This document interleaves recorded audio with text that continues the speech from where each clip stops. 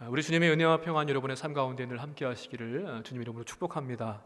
우리 앞뒤 좌우에 계신 분들하고 인사 나누겠습니다. 사랑합니다. 축복합니다.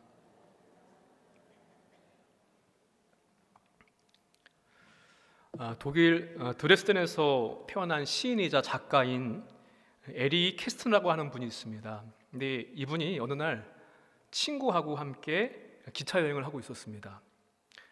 그런데 피곤함에 지친 친구는 기차 안에서 잠이 깊이 들었습니다. 그런데 잠을 자다가 벌떡 일어나더니만 이렇게 말을 한 겁니다. 큰일 날 뻔했네. 하마터면 수면제 먹는 것을 잊어버릴 뻔했다고.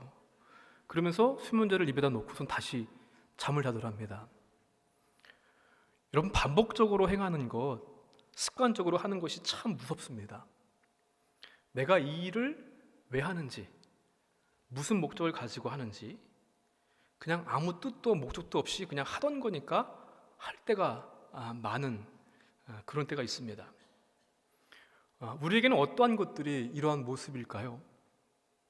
어쩌면 교회에 오는 것, 예배를 드리는 것, 저 같은 경우에는 말씀을 준비하고 전하는 것들, 이런 것들이 아닐까 싶습니다.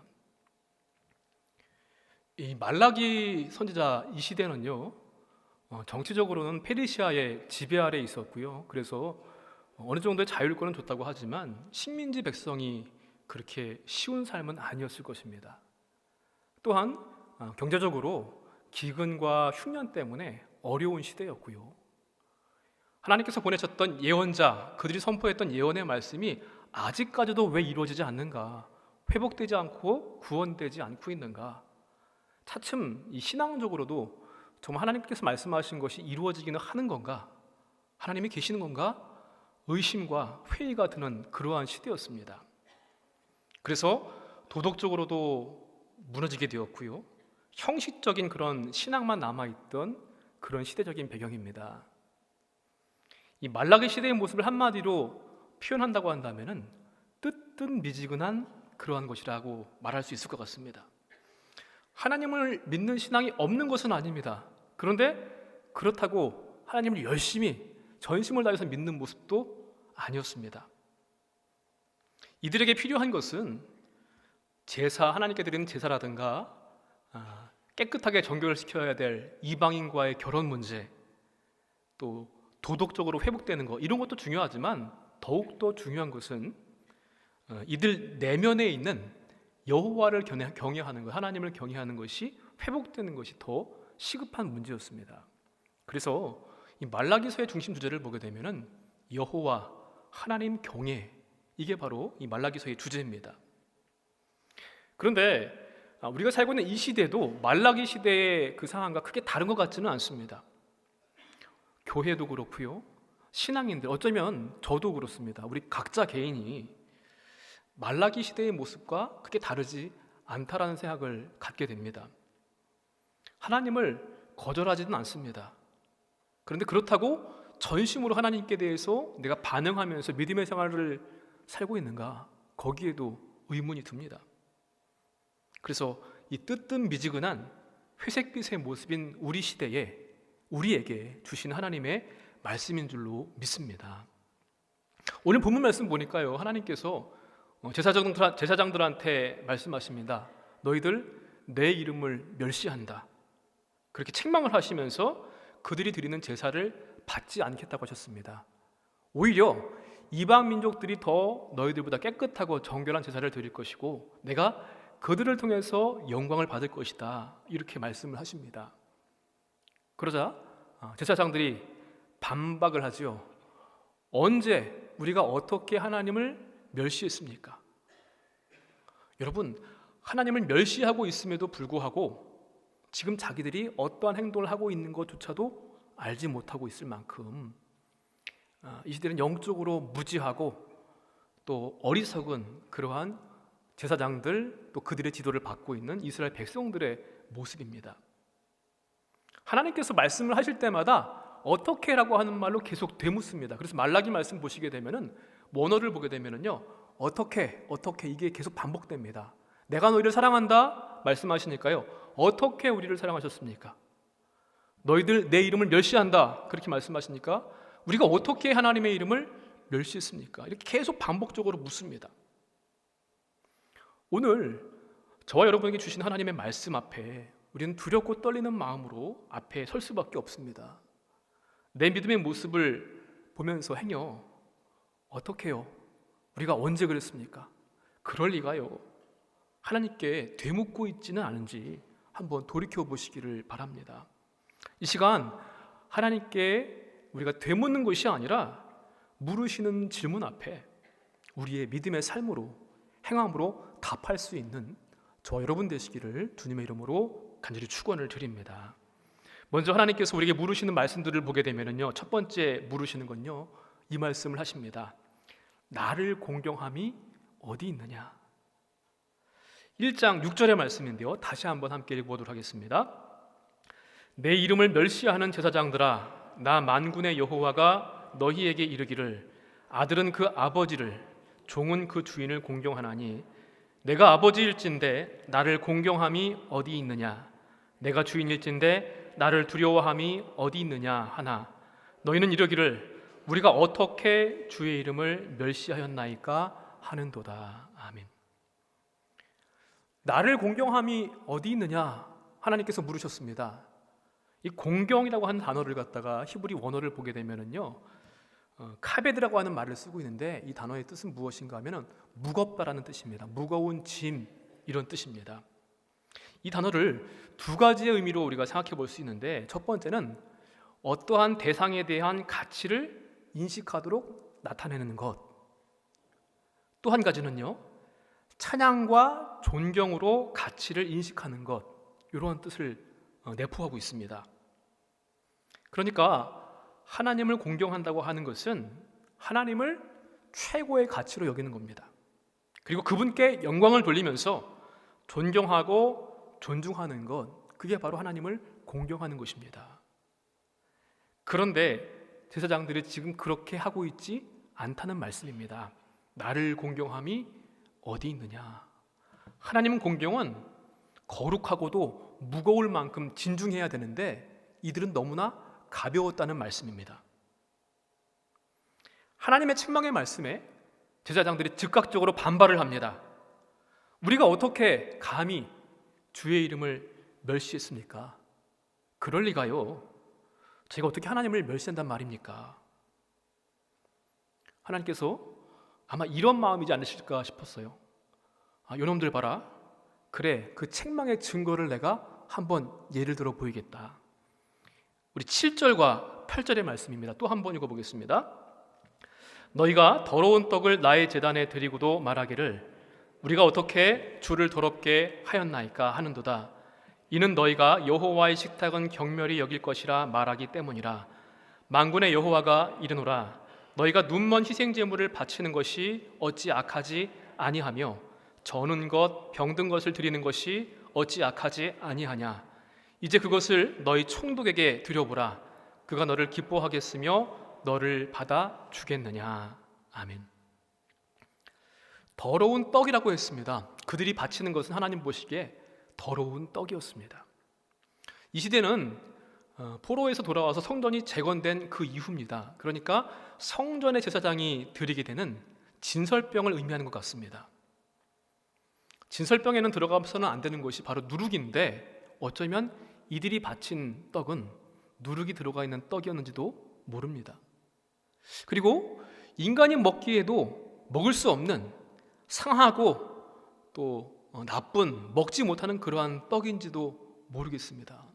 어쨌든 이들이 바친 떡을 하나님께서 보시기에는 그것은 더럽다라고 평가하셨습니다. 또 이들은 눈먼 제물을, 동물을 가지고 희생 제물을 하나님께 드렸습니다. 온전하지 못하고 눈멀고 흠이 있거나 병들어서 건강하지 못한 짐승들을 이들은 바쳤던 것입니다. 제사법을 기록해 놓고 있는 레위기 말씀 보게 되면요, 하나님께 바치는 제물은 흠이 없고 온전한 것이어야만 합니다. 하나님, 그분은 완전하신 분 아닙니까? 죄가 없으신 분이고 거룩하신 분, 그분께 합당한 약점이 없고 흠이 없고 그러한 최상의 가축, 그 다음에 최고의 품질의 농작물을 하나님께 제물로 드려야만 했습니다. 그럼에도 불구하고 흠도 있고 또 병들고 온전하지 못한 제물을 하나님께 드렸다고 하는 것은 그 제물을 받으신 하나님을 무시하는 행위였습니다. 경멸하는 행위였습니다. 하나님을 공경하지 않은 이들의 모습을 하나님께서는 예를 들어서 설명하십니다. 아들과 아버지와 주인과 종의 관계를 들어서 설명하시는데요, 자녀들은 아버지를, 부모님을 공경하는 것이 당연합니다. 이건 동서고금을 망라하고 누구나 다 인정하는 윤리입니다. 또 그 당시는 주인과 종이라는 관계가 있었으니까 종들은 주인한테 충성을 다하고 공경하는 것이 마땅하지요. 그런데 이렇게 정상적인 사회와 그러한 사람들은 다 그것을 인정하고 그렇게 행합니다. 그렇지만 이들은 사회에서 통용되고 있는 윤리와 도덕, 그런 가치관도 하나님께 드리지를 못하고 있는 것입니다. 예전에요, 제가 태국으로 여행을 갔던 적이 있었는데요, 태국 가이드분이 문제를 하나 내셨습니다. 저희 여행팀한테.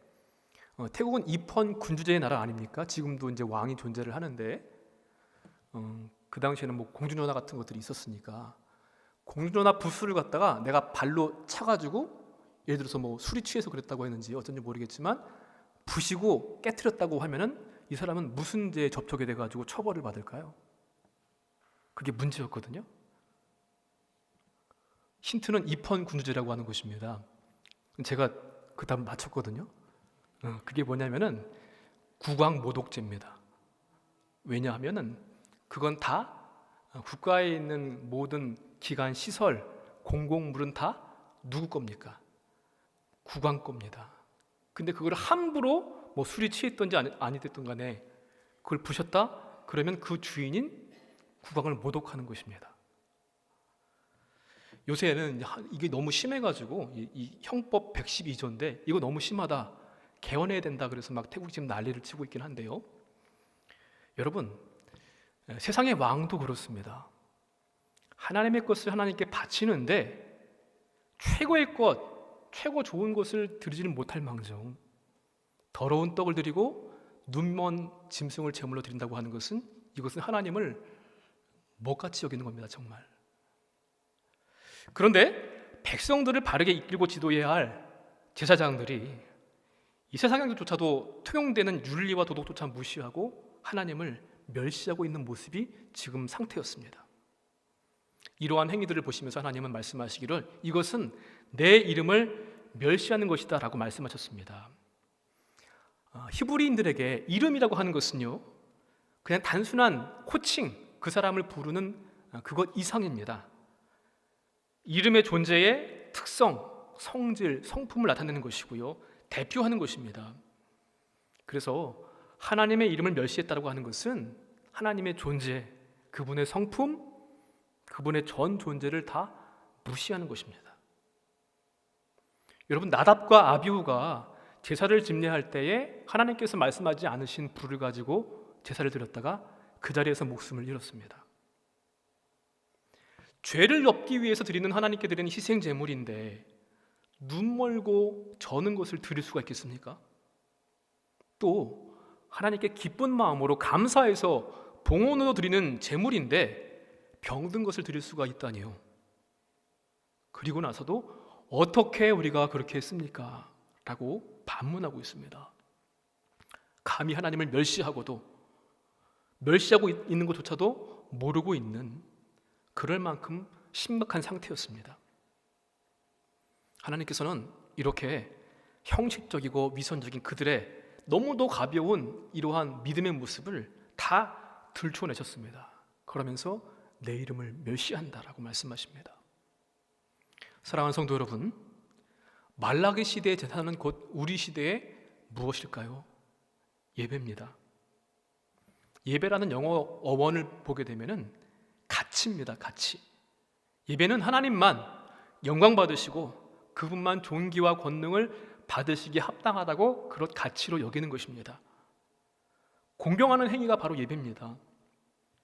최고의 존중과 최고의 예우를 드리는 것, 그게 바로 예배인데요, 우리가 드리는 예배의 모습은 어떠한 모습일까요? 여러분, 어디서부터가 예배의 시작이고 어디까지가 예배의 끝입니까? 예배의 자리에 설 때마다 우리는 최고의 공경과 태도와 존중으로 하나님께 예배하고 있습니까? 아들이 아버지를 공경하는 것 이상으로, 종이 주인을 섬기는 것 이상으로 창조주 하나님을 내가 공경하고 있는가? 형식적이고 위선적인 예배를 드리면서도 어떻게 그럴 리가요? 우리가 감히 그럴 수 있겠습니까? 반문하고 있지는 않습니까? 고귀하고 무거운 가치를 잃어버리고 그때그때마다 예배라고 하는 하나님의 하나의 종교의식을 그냥 해치우는 식으로 너무 가볍지는 않은지 우리 자신을 돌아봐야 될 줄로 믿습니다. 오늘 예배자로 선 우리에게 하나님께서 물으십니다. 나를 공경함이 어디 있느냐? 내가 내 아버지라면, 내 주인이라면, 세상의 통치자라고 하면은 그래도 그렇게 가벼울 수 있겠느냐? 우리는 하나님을 기쁘시게 하는 예배를 드려야 될 줄로 믿습니다. 우리 몸, 마음, 예배의 모든 준비에서부터 기도, 말씀, 헌금, 헌신 하나하나를 다시 한번 생각해 보시길 바랍니다. 부자와 종과 주인의 관계, 세상 지도자들에게보다 더 무겁고 가치 있는 공경과 태도를 하나님께 드릴 수 있는 우리 모두가 되시기를 주님의 이름으로 간절히 축원을 드립니다. 이어서 하나님께서 두 번째로 물어보셨습니다. 나를 두려워함이 어디 있느냐? 하나님을 두려워하지 않는 제사장들을 책망하십니다. 우리 1장 6절 말씀인데요, 다시 한번 읽습니다. 내 이름을 멸시하는 제사장들아, 나 만군의 여호와가 너희에게 이르기를 아들은 그 아버지를, 종은 그 주인을 공경하나니 내가 아버지일진데 나를 공경함이 어디 있느냐? 내가 주인일진데 나를 두려워함이 어디 있느냐 하나 너희는 이르기를 우리가 어떻게 주의 이름을 멸시하였나이까 하는도다. 나를 두려워함이 어디 있느냐? 이 두려움이라고 하는 단어를 보니까요, 이거는 고대 근동 지역에서 외교적인 용어로 쓰이는 그러한 말입니다. 전적인 충성을 요구하고 신뢰를 바탕으로 할 때 쓰는 말이 이 말입니다. 두려움, 공포, 경외 이러한 뜻으로 볼 수 있는데, 그런데 단지 무슨 형벌을 받고 체벌을 받는 그러한 두려움의 이미지보다는요, 거룩한 두려움입니다. 인격적인 두려움입니다. 내 모든 생각과 행동을 감찰하시는 보고 계신 하나님 앞에서 당연히 가져야 할 태도의 모습이고요, 더 나아가서 그분께 영광을 누리고 영광을 돌리고 존중하고 존경하는 것, 그게 바로 하나님을 향한 거룩한 두려움입니다. 그런데 지금 제사장들은 하나님을 두려워하지 않습니다. 하나님의 성전에 더러운 떡을 드리면서 여호와 하나님의 식탁을 더럽히면서 어떻게 주를 더럽혔냐고 우리가 반문합니다.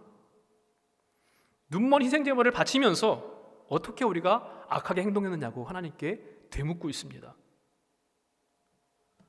하나님, 우리가 제사를 안 지내는 것도 아니고 제물과 제단이 조금 더럽혔다고 한들 하나님이 더러워지는 것은 아니지 않습니까?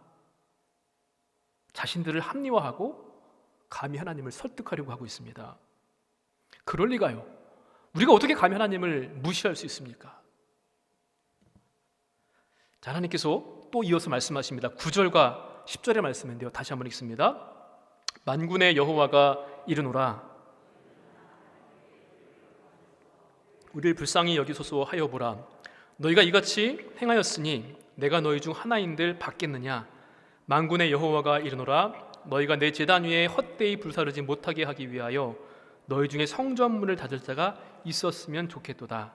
내가 너희를 기뻐하지 아니하며 너희가 손으로 드리는 것을 받지도 아니하리라. 아멘. 나한테 드리는 것 똑같이 너희 총독한테 그것을 한번 바쳐봐라. 총독이 좋아하겠느냐? 너희를 반갑게 맞이하겠느냐? 그렇게 물어보십니다. 나를, 내 윗사람, 세상을 다스리는 통치자한테도요, 그런 선물을 드리면 차라리 안 하느니만 못한 것이 될 겁니다. 이놈이 나를 무시하나? 조롱하나? 이렇게 생각할 거 아닙니까? 하물며 창조주 하나님께 상식 혹은 예의의 호소에도 맞지 않는 그런 행동입니다. 그런데 그런 제사를 드리면서 우리를 불쌍히 여겨주시옵소서 습관적으로 죄 용서를 구하고 있습니다. 하나님은 그런 그들에게 단호하게 말씀하십니다. 그런 제물을 바치고도 나의 자비를 얻을 수 있겠느냐? 차라리 헛된 제사를 드리지 못하게 꼴 보기 싫으니까 성전문을 누가 좀 닫았으면 좋겠다라고까지 말씀하십니다.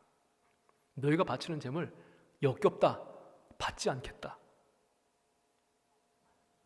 여러분 앞에서 제가 이 시대의 믿음의 모습을 뜨뜻미지근함이라고 말씀드렸습니다. 그래도 하나님이니까 희생 제물을 드리지 않을 만큼의 배짱은 없습니다. 그러면서도 마음과 입술의 삶은 하나님께로부터 멀어진 채 하나님을 섬기는 그냥 신용만 하고 있고요. 허접한 제물을 드리는 것, 그 당시에 제사장들과 백성들의 모습이었습니다. 제물을 드리는 것이 귀찮습니다. 코웃음을 치고 심지어 남의 것을 빼앗은 것도 제물로 드리고요. 병든 것, 온전하지 못한 것을 하나님께 드렸습니다. 여러분, 아무리 그 시대 사람들이지만 우리가 그 시대에도 과연 그럴 수 있었을까요? 어떻게 하나님께 이러한 행동들을 할 수 있었을까? 그런 제물을 드리면서 아무렇지도 않게 어떻게요? 그럴 리가요? 우리가 언제 그랬습니까? 하나님을 두려워하지도 않는 것인가? 여러분, 그런데요, 우리가 이 시선으로 다른 사람들을 볼 때는 좀 박하지만요, 우리 자신을 볼 때는 관대한 것이 우리들의 모습입니다. 다른 사람들의 잘못과 죄는 아주 잘 볼 수 있는데 대부분 우리의 잘못과 죄를 보지 못하는 것이 안타까운 현실입니다. 아마 이 시대에 재물, 떡 이러면은 헌금을 제일 먼저 떠올리실 수 있을 것 같습니다. 단순하게 돈을 드리는 것이 헌금이 아니라 돈에 담겨진 마음과 하나님을 향한 사랑을 드리는 것이 헌금 아닙니까? 어디 헌금뿐이겠습니까? 우리가 교회에 나와서 봉사하고 섬기는 것도, 기도하는 것도, 예배를 드리는 것도 다 마찬가지입니다. 영국의 신학자 J.I. 패커라고 하는 사람은요, 오늘날 하나님을 믿는 신앙이 이렇게 약화되는 것은 하나님께 대해서 무지하기 때문이라고 그렇게 말했습니다. 또 C.S. 루이스는 평가하기를요, 인간이 재판장에 위치해 있고 하나님이 피고 속에 있다라고 하는 말을 했습니다. 이들의 지적처럼 오늘 이 시대는요, 하나님에 대한 권위가 다 사라지고 있는 시대입니다.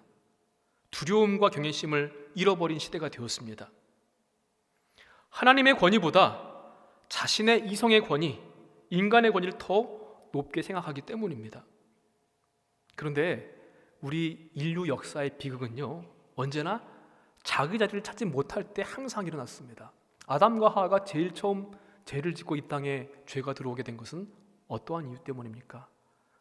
하나님과 같이 될 수 있다라고 하는 말에 넘어가서 하나님처럼 되고 싶은 마음 때문에 그들이 하나님 말씀에 불순종하고 그것을 따먹고 죄를 지은 것입니다.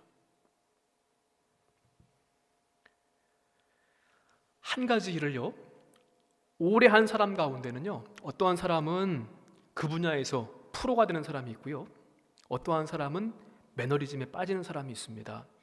그 차이를 어떠한 책에 보니까 신선도의 문제라고 이야기를 하더라고요. 신선도를 유지하면서 자신의 능력을 키워나가게 되면은 반복되는 일이지만 프로가 될 수 있고요. 근데 그 신선도를 잃어버리게 되면은 그냥 매너리즘에 빠지게 되는 겁니다. 무엇을 위해서 왜 하는지도 모르고 그냥 습관적으로 하는 것입니다. 우리 신앙의 신선도는 무엇일까요? 하나님을 처음 만났을 때, 내가 복음을 만났을 때 기뻤던 그 초심, 그게 바로 신선도입니다.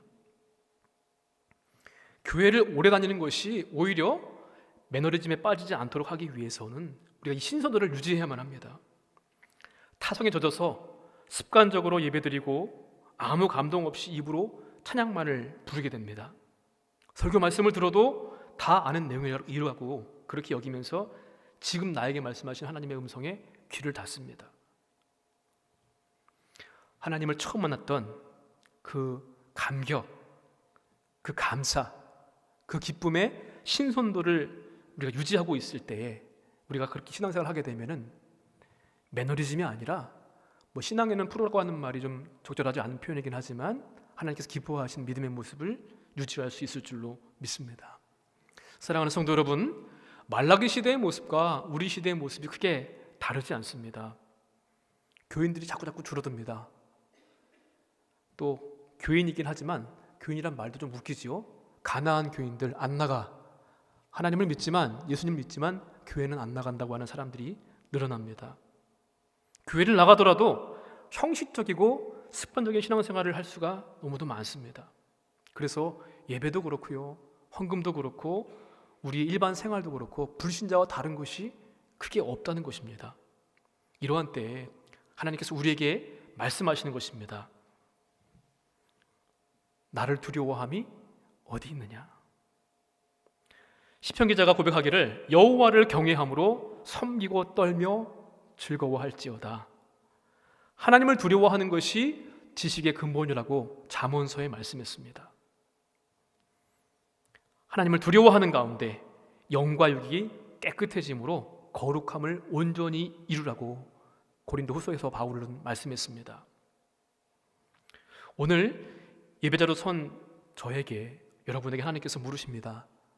나를 두려워함이 어디 있느냐? 경외가 경멸로 되지 않도록 날마다 두렵고 떨리는 마음으로 우리에게 주신 구원을 이루어 가시는 저와 여러분 되시기를 주님의 이름으로 간절히 축원을 드립니다. 하나님께서 마지막으로 말씀하시는 것이 있습니다. 내 이름이 크게 될 것이다. 이스라엘 백성들은요, 제사장을 중심으로 해서 하나님을 공경함도 없고요, 두려워함도 없습니다. 그런데 뜻밖에도 열방 이방 가운데에서 하나님을 두려워하면서 존중합니다. 이방 민족들이 하나님을 대하는 태도하고 이스라엘 백성들이 하나님을 대하는 태도가 너무나 대조적으로 보입니다. 전 세계 곳곳에서 기꺼이 하나님을 섬기고 예배하는 모습을 통하여서 하나님께서 영광을 받으실 것이라고 말씀하십니다. 우리 1장 11절 말씀인데요, 함께 읽어보겠습니다. 만군의 여호와가 이르노라. 해 뜨는 곳에서부터 해 지는 곳까지의 이방 민족 중에서 내 이름이 크게 될 것이라. 각처에서 내 이름을 위하여 분향하며 깨끗한 제물을 드리리니 이는 내 이름이 이방 민족 중에 크게 될 것임이니라. 아멘. 형식적이고 위선적이고 뜨뜻미지근한 그런 행위를 하고 있는 이스라엘 백성들은 버리시고 성전의 문을 닫아버리시겠지만 오히려 이방 민족들을 통하여서 하나님께서 영광을 받으실 것이라고 말씀하십니다. 하나님 말씀은 그대로 이루어졌습니다. 오늘날 우리까지요, 예수 그리스도를 통하여서 유대인만 하나님을 찬양하고 예배하는 것이 아니라 예수를 그리스도로 고백하는 모든 사람들이 하나님을 예배하고 찬양하고 있습니다. 그들의 제사가 지금 너희들의 제사보다 훨씬 낫다, 지금 이 말씀을 하시는 것인데요, 그들의 잘못된 신앙의 모습을 책망하시면서 어떻게 보게 되면은 조롱 비슷하게 반면교사로 삼으라고 말씀을 주시는 겁니다. 사랑하는 성도 여러분, 희생 제사에서 가장 중요한 것은 뭡니까? 그 제물을 받으시는 하나님을 기쁘시게 하는 일이라 그렇게 믿습니다. 제사가 중요한 것이 아니라 제사를 드리는 사람의 마음을 하나님께서 원하십니다.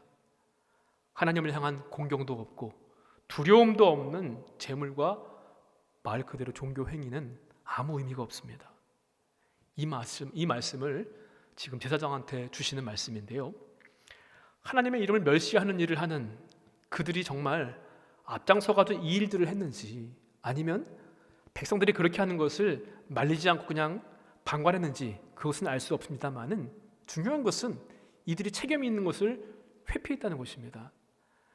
제물을 선별하고 제사를 집례해야 할 그들인데 그 일을 소홀히 했다는 것이죠. 왜 이렇게 그들한테 책망을 하시는가? 이들은 하나님의 백성 공동체를 지도하고 가르치고 이끌어가야 할 사람들이기 때문에 그렇습니다. 하나님께 경건과 순종을 가르치고 모범을 보여야 될 사람들이 이들이라는 겁니다. 그들에게 요구되는 것이 무엇입니까? 하나님이 값없이 주신 것들, 이런 모든 것들을 감사하면서 그 일들을 잘 감당해야 하는데 그 일을 하지 못했습니다. 여러분, 우리는 어떻습니까? 우리는 왕같은 제사장이요 택하신 백성이라고 하나님께서 말씀해 주셨는데요, 먼저 믿는 우리들이 우리 교회 안에서 믿음의 사람들 앞에서 일들을 잘 감당해야 될 줄로 믿습니다. 더더군다나 믿지 않는 사람들 앞에서는 더 말할 것도 없습니다. 좁게는 제사장들한테만 주신 말씀이지만 넓게는 이스라엘 전체, 그리고 오늘날 예수를 그리스도로 고백하는 우리 모두에게 주시는 하나님의 책망과 경고의 말씀인 줄로 믿습니다. 사랑하는 성도 여러분, 하나님께서 성전을 주시고 제사장을 주시고 제사의 제도를 주신 것은 그분의 은혜입니다. 또 이러한 모든 것들 다 필요 없이 예수님을 보내주셔서 예수님을 통해서 이 일들을 감당할 수 있도록 해주신 것 또한 하나님의 큰 은혜와 사랑인 줄로 믿습니다. 죄를 용서받기 위해 그분 앞에 나와서 또 감사와 찬양을 표현할 수 있도록 제사 제도를 주시고 예수님을 보내주셨는데, 그런데 이것을 그들이 오용했습니다.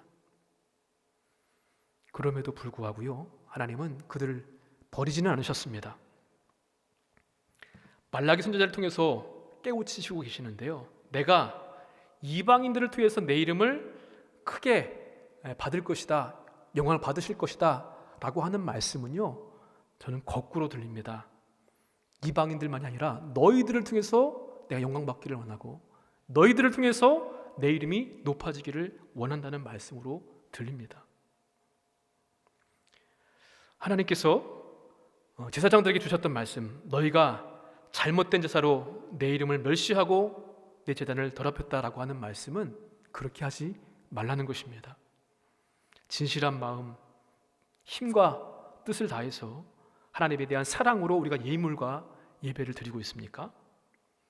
말라기 시대의 사람들처럼 더러운 떡을 드리고 눈먼 흠 있는 그런 제물을 드리면서 어떻게 그럴 리가요? 라고 하는 반문을 하고 있지는 않습니까? 하나님께서 오늘 저와 우리에게 물으십니다. 나를 공경함이 어디 있느냐? 나를 두려워함이 어디 있느냐? 내가 너희들을 통해서 영광 받기를 원하고 너희들을 통해서 이름이 높아지기를 원하신다는 것입니다. 로마서 12장 1절에 말씀합니다. 그러므로 형제들아, 내가 하나님의 모든 자비하심으로 너희를 권하노니 너희 몸을 하나님이 기뻐하시는 거룩한 산 제물로 드리라. 이는 너희가 드릴 영적 예배니라. 아멘. 우리 예배 준비를 한번 생각해 보시기 바랍니다. 몸과 마음과 모든 준비의 과정들, 기도와 말씀, 헌금과 헌신 하나하나를 다시 한번 점검해 보시기 바랍니다. 아버지와 아들과의 관계보다 더 높은 분으로, 종과 주인 간의 관계보다 더 높은 그러한 분으로, 이 세상의 통치자들, 어른들보다도 더 위대한 그분께 무겁고도 가치 있는 공경과 태도로 하나님께 온전한 예배를 드리시고 온전한 삶을 드리시는 우리 모두가 되시기를 주님 이름으로 축복합니다. 날마다 그런 삶을 살아가는 우리 모두가 되기를 간절히 소원합니다.